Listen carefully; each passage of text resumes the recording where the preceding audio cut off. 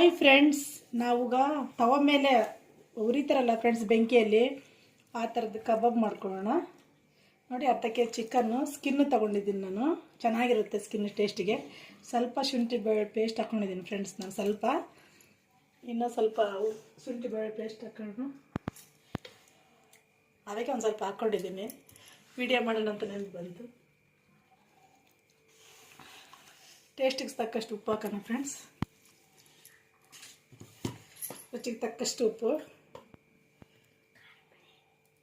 ಖಾರದ ಪುಡಿ ಹಾಕೋಣ, ಅರಿಶಿನ ಪುಡಿ ಹಾಕೋಣ ಫ್ರೆಂಡ್ಸ್,